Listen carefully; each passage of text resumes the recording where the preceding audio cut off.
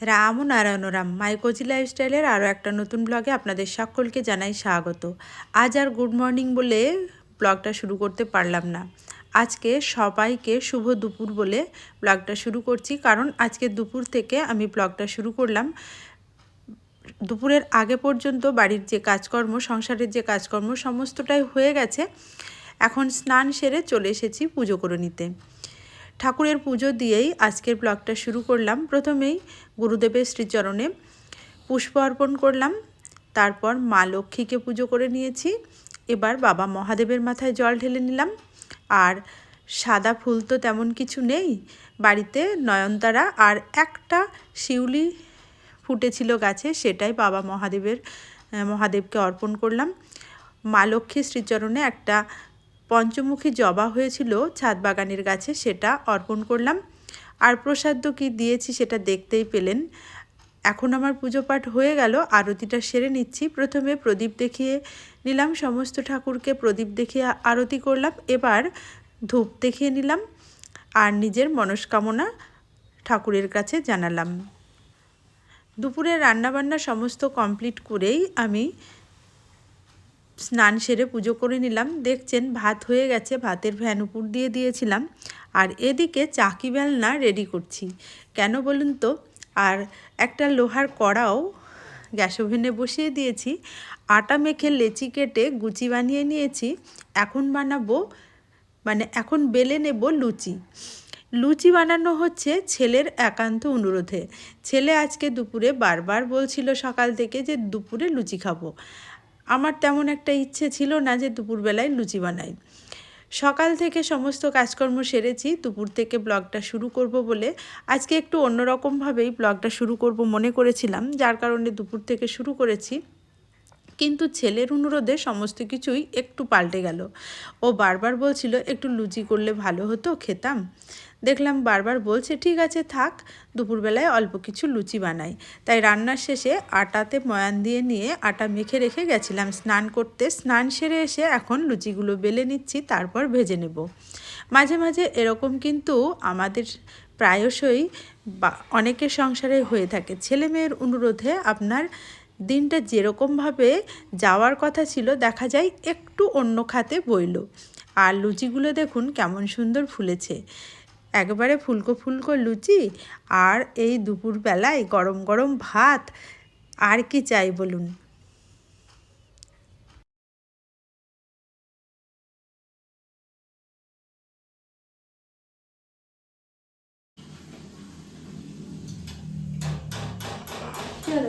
এটা কত সুন্দর লুচি ভাজছো দেখছি। হ্যাঁ, তুই খেতে চাইলি দুপুরবেলায়, তাই ভাজলাম। ভালো ভাত তো করেছো। করেছি, ওই যে ভাত হয়ে গেছে, দেখা করলাম। দেখলাম যে ছেলেরা বারবার বলছে, খেতে মন করেছে করিনি। একটু লেট হয়ে গেল, আগে থেকে তো প্রস্তুতি ছিল না। হুম। আরে আপনারা ভাবছেন না তো শুধু ফুলকো ফুলকো লুচি আর ভাত দিয়েই দুপুরের খাওয়াটা আমাদের হয়ে যাবে, মোটেও এমনটা নয়। আর লুচিগুলো দেখুন আপনার থেকেই কেমন একদম টপকো টপকো হয়ে ফুলছে। এত সুন্দর ফুলকো লুচি দেখলে সত্যিই সবার খেতে মন করে। এত সুন্দর ফোলা ফোলা লুচি সবার কিন্তু মন কাড়ে। এটাই দেখুন, আপনাদের সঙ্গে গল্প করতে করতেই আমার সমস্ত লুচিগুলো প্রায় ভেজে নেওয়া হয়ে গেছে। এখন সমস্ত খাবার দাবার গুছিয়ে নিয়ে চলে এসেছি ছাদে। ছাদ পিকনিকের আজকে দ্বিতীয় দিনে আমরা নিরামিষ আইটেম দিয়েই ছাদ পিকনিক সারছি। ছাদ পিকনিক বলছি মুখে, তাই ছেলের আবদারে বানানো হয়েছে লুচি। মেয়ে বাড়িতে নেই, পিকনিক করার মজা আনন্দ কি আর থাকে বলুন। কিন্তু মেয়ে বাড়ি না থাকলেও ছেলে যখন বারবার খেতে চাইছে তাই বানিয়ে দিলাম। ও একটু ময়দার জিনিস খেতে ভালোবাসে, যেমন ময়দা বা আটার, যেমন লুচি পরোটা এগুলো আর কি। রুটি ওর ভাত না হলেও চলে, ওকে তিন বেলা যদি রুটি আটার সামগ্রী দেওয়া হয় ও খেয়ে নেবে, একবারও কমপ্লেন করবে না যে আমার ভাতের প্রয়োজন আছে। আর দেখুন সমস্ত খাবার দাবার গুছিয়ে নিয়ে ছাদে বসে পড়েছি খাবার বেড়ে দেবো বলে। ও তোর বাবা পাঁপড় ভাজা খাচ্ছে, পাঁপড় ভাজা খা তুই একটা। খাচ্ছি। বা হাতে নেই, ডান হাতে না।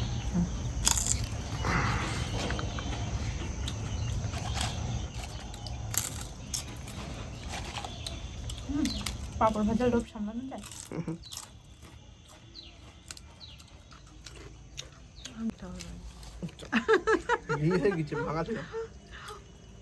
আরে আপনারা ভাবছেন না তো এরা আবার লুচির সঙ্গে পাঁপড় ভাজা খায়? মোটেও সেটা নয়। আজকের দুপুরের আইটেমে আমাদের ছিল ভাত, পাঁপড় ভাজা, মুগ ডাল, বেগুন ভাজা আর আলু ফুলকপির তরকারি। যার কারণে পাঁপড় ভাজাটা হয়ে গেছিলো, আমরা একটু পাঁপড় ভাজা খেলাম। এখন লুচিটা সবাইকে প্রথমে দিয়ে দিলাম আলু ফুলকপির তরকারি আর বেগুন ভাজা দিয়ে।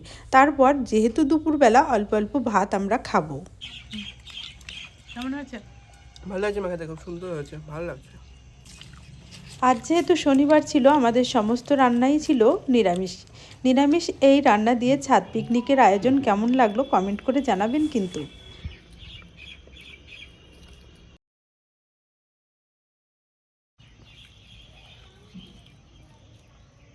খুব সুন্দর হয়েছে সেটা। দুপুরবেলায় লুচি খেলে মনটা ঠিক ভালো লাগে না, মনটা ভাত ভাত করে, তাই একটু একটু ভাত সবাই আমরা নিয়েছি।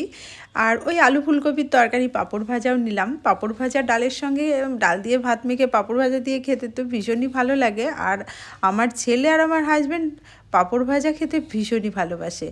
আর সব শেষে একটু মিষ্টি মুখের জন্য বোঁদে আর ক্ষীর আর লুচি নেওয়া হয়েছে। একটা করে লুচি, একটু বোঁদে আর একটু ক্ষীর রাখা হয়েছে, একটা রসগোল্লাও রাখা হয়েছে। মিষ্টি মুখ হবে। ছাদ পিকনিকের দ্বিতীয় দিনের আয়োজনটা কেমন হলো অবশ্যই কমেন্ট করে জানাবেন কিন্তু। এটা কিন্তু ছেলের আবদারেই হলো বলতে হবে। কিন্তু মেয়ের জন্য মনটা সত্যিই ভীষণ খারাপ করছে, বারবার মেয়ের কথা মনে হচ্ছে, ভালো লাগছে না। নিরুপায়, ওর তো আসার উপায় নেই, তাই ছেলেকে করে দিলাম। আমাদেরও ছাদে বসে খাওয়া হলো, বেশ ভালো লাগলো। শীতের দিনে ছাদের উপরে রোদে পিঠ লাগিয়ে খাবার খেতে কার না ভালো লাগে বলুন। খাওয়া দাওয়ার পরে ওই যে এঁটো কাটা সমস্ত গুছিয়ে নামিয়ে নিয়েছি, খাবার দাবারও নিচে নিয়ে গেছি। এখন ছাদটা জল ঢেলে ধুয়ে দিলাম। এভাবে ধুয়ে দিলে ছাদটা পরিষ্কারও থাকে আর এঁটোকাটাও ধুয়ে চলে যায়। ওই যে নালি দিয়ে জলটা গড়িয়ে গেল। এখন গাছে জল দেব। ছাদ বাগানের গাছগুলো মানে এখন জলটা অনেকটা কম লাগে, তবুও অল্প অল্প জল রোজ দিলে গাছগুলো ভালো থাকে। টবের গাছ তো, তাই ছাদ বাগানের গাছগুলোতে প্রতিদিনই প্রায় অল্প অল্প করে জল দিতে হয়। এখন জলটা দিয়ে দিচ্ছি আর আমার ছেলে ভিডিও করে দিচ্ছে। আজকে কিন্তু ছাদের গাছগুলোতে জল দিয়ে নিয়ে আমরা একটা জায়গায় বেরোবো। ভিডিওটি দেখতে থাকুন, দেখুন আমরা কোথায় যাই। ছাদের গাছগুলোতে জল দিয়ে বেশ কিছু জামা কাপড় গতকাল কেচেছিলাম, যেগুলো ঘরের ভেতরেই মেলা ছিল, আজকে আর বাইরে মেলিনি। সেগুলো শুকিয়ে গেছে, তুলে নিয়ে নিচে চলে যাব। দেখুন সমস্ত জামা কাপড় তুলে নিয়ে নিচে চলে এসেছি। এখন আর এই জামা কাপড়গুলো ভাঁজ করব না, একটা জায়গায় যাব বললাম না, চলুন সেখান থেকে আপনাদের ঘুরিয়ে নিয়ে আসি। আমি একদম রেডি হয়ে গেছি, তবে সন্ধ্যা প্রায় লাগার মুখেই চলে এসেছে। এখন এই 4:45 মতো, 4:45 মানে 4:30 4:45 মতো বাজে। টোটোয় করে বার হয়েছি পাকা রাস্তা দিয়ে, আমি আর আমার ছেলে যাচ্ছি। দেখুন বাইরের ভিউটা কিন্তু ভীষণই ভালো লাগছে পড়ন্ত বিকেলে। আর বাস রাস্তার ধার দিয়ে গেলে দেখুন কত সুন্দর বাইরের ভিউটা দেখায় আর কি। গাড়িগুলো ছুটে যাচ্ছে আর আমরা টোটোতে আছি, টোটোয় করে চেপে চলে যাচ্ছি আমার পছন্দসই একটা জায়গায়। আমি এইসব জায়গায় যেতে ভীষণ ভীষণ ভালোবাসি। দেখুন না, হলুদ সর্ষে ক্ষেত। দাঁড়ান আপনাদের হলুদ সর্ষে ক্ষেতের মধ্যেখানে নিয়ে যাব। দেখুন কত সর্ষে গাছ হয়েছে আর চারিদিকটা হলুদে হলুদ হয়ে আছে। দেখতে দেখতে আমরা আমাদের গন্তব্যে পৌঁছে গেছি। এই যে এই পেট্রোল পাম্পটা দেখছেন আমাদের বাড়ির কাছের, সবচাইতে কাছের এই পেট্রোল পাম্প। এই পেট্রোল পাম্পের উল্টো দিকে একটা নার্সারি আছে, আমি সেখানেই যাচ্ছি শীতের কিছু গাছ কেনার জন্য। টবে নতুন করে গাছ বসাবো। সেখানে গিয়েই দেখছি পাশে মানে খেতে প্রচুর সর্ষে গাছ, এত হলুদ ফুল ফুটে আছে, চারিদিকটা যেন একেবারে স্বপ্নের মতো সুন্দর লাগছে। এত সুন্দর হলুদ সর্ষে ক্ষেত দেখে মনটা তো আমার ভরে গেল। আর পাশে চাষিরা ধান কেটে ধান মাড়াই করে রেখেছে, তার ঘরগুলো কিন্তু রয়ে গেছে। আর হলুদ ফুলগুলো দেখুন কত সুন্দর, আপনাদের কাছ থেকে দেখালাম, দেখলেন তো। আর কত চারিদিকে সর্ষে ক্ষেত একেবারে, যেটাকে যেন মনে হচ্ছে যেন এটাকে দেখে হলুদ বাগিচা, হলুদ গালিচা আর কি, বাগিচা নয় গালিচা, যেন হলুদ রঙের গালিচাকেও পেতে রেখেছে। দিগন্ত বিস্তৃত প্রান্তর আর সর্ষে ক্ষেতের হলুদ ফুলে ভর্তি। আর দূরে দেখুন কেউ আগুন জ্বেলেছে, সাদা রঙের ধোঁয়াটা উঠছে। এই রকম প্রাকৃতিক দৃশ্য দেখতে আপনাদের কার কার ভালো লাগে আমাকে একটু কমেন্ট করে জানাবেন। শীতের দিনে এইসব জায়গায় পিকনিক করতে কিন্তু ভীষণ মজা লাগে। দেখি একদিন সর্ষে ক্ষেতের পাশে পিকনিকের আয়োজন করব। ভাবলাম ক্ষেতের ভেতরে বেশ খানিকটা যাব, কিন্তু যেতে গিয়ে মনটা সরল না, চলে এলাম, অল্প একটু গিয়ে চলে এলাম। এখন যাচ্ছি আমার পছন্দসই সেই জায়গায়, যেটা আমার ভীষণ পছন্দের জায়গা, নার্সারি। তবে সন্ধ্যা প্রায় লেগেই এসেছে, সূর্যের আলোটা প্রায় কমে এসেছে, ভিডিও তেমন একটা ভালো হচ্ছে না। যথারীতি আমি নার্সারিতে ঢুকে গেছি। খুব বড় একটা নার্সারি নয়, তবে শীতকালীন বেশ কিছু গাছ আছে, যেমন ইনডোর প্ল্যান্টও আছে, গ্যাজেনিয়াম, চন্দ্রমল্লিকা, ডালিয়া, গোলাপ, ক্যালেন্ডুলা, বিভিন্ন ধরনের গাছ আছে। তার মধ্যে থেকে নিজের পছন্দ মতো বেশ কয়েকটা গাছ আমি বেছে নিলাম। এই চন্দ্রমল্লিকাগুলো 2 রকমের কালার হবে বলল, সেটা নিলাম। বেশ কিছু গাছ নিয়েছি, বাড়ি গিয়ে আমি আপনাদের দেখাবো। তবে একটা কাণ্ড হয়েছে, গাছ নিতে এসেছি ঠিকই, কিন্তু কোনো ব্যাগ আনা হয়নি। গাছ নেব কিসে?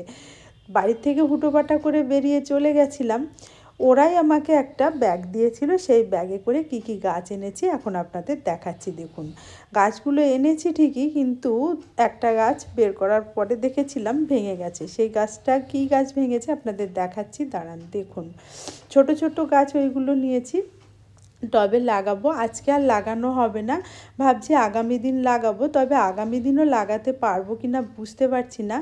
এই যে বড় চন্দ্রমল্লিকা গাছগুলো নিচের দিকে ছিল, আর উপরে ওই ছোটো গাছগুলো ছিল। ছোটো গাছের চাপা পড়েই হোক বা বড় চন্দ্রমল্লিকা তো 3টে নিয়েছি, 2টো ব্যাগের ভেতরে ঠিক মতো ঢুকেছিল, আর এই গাছটার উপরে আর একটা গাছ রাখাতে এই গাছটা একটু ভেঙে গেছে, 2টো ডাল ভেঙে গেছে। জানি না ওই ডাল দুটো মানে ভালো থাকবে কি না, হয়তো শুকিয়েও যেতে পারে। মনটা একটু খারাপই হয়ে গেল গাছগুলো নিয়ে আসার পরে। ওই যে গাছের ডাল দুটো ভেঙে গেছে, তাতেই মনটা অনেকটাই খারাপ হয়ে গেল। কিন্তু খারাপ হলেও তো কিছু করার নেই, নিজে তো আর বড় ব্যাগ নিয়ে যাইনি। ওরা যেটুকু ব্যাগ দিয়েছিল তাতে গাছগুলো ঠিকভাবে আনতে পারিনি আমরা আর কি। এই যে আমার সমস্ত গাছ বার করা হয়ে গেছে। এখন পোশাক চেঞ্জ করে কাঁচা ধোয়া পোশাক পরে চলে এসেছি ঠাকুর ঘরে। ঠাকুরকে সন্ধ্যা দেব, মানে ঠাকুরের কাছে সন্ধ্যা জেলে দেবো, তুলসী মঞ্চে সন্ধ্যা দেব। একটু ভোগের জন্য, ঠাকুরের প্রসাদের জন্য কলা কেটে নিলাম আর সন্ধ্যা প্রদীপ জেলে নিলাম। আর আমার ওই গাছগুলোকে কিন্তু আমি ঠাকুর ঘরেই রেখেছি, ঠাকুর ঘরের দরজার পাশেই রেখেছি। এখন ঘরের সমস্ত ঠাকুরকে সন্ধ্যা প্রদীপ দেখিয়ে নিচ্ছি। আমার গুরুদেব শ্রী শ্রী ঠাকুর বালক ব্রহ্মচারী মহারাজ, রাধাকৃষ্ণ চৈতন্য মহাপ্রভু, রামকৃষ্ণ, দেবী দুর্গা, দেবী সরস্বতী, দেবী জগদ্ধাত্রী, কপিল মুনি, শ্রী চৈতন্য মহাপ্রভু, জগন্নাথ দেব, রাধা মাধব ও তার সখীগণ এবং গোপাল ঠাকুর, সর্বোপরি তুলসী মঞ্চে সন্ধ্যা প্রদীপ দেখিয়ে নিয়ে আজকের ব্লগটি আমি এখানেই শেষ করছি। মাই কোজি লাইফস্টাইলের ব্লগগুলো কেমন হচ্ছে অবশ্যই কমেন্ট করে জানাবেন। ভালো লাগলে মাই কোজি লাইফস্টাইল চ্যানেলটি সাবস্ক্রাইব করে আমাকে সাপোর্ট করার অনুরোধ জানালাম। ভিডিওটি দেখার জন্য সকলকে জানাই ধন্যবাদ। সকলে ভালো থাকবেন, ধন্যবাদ।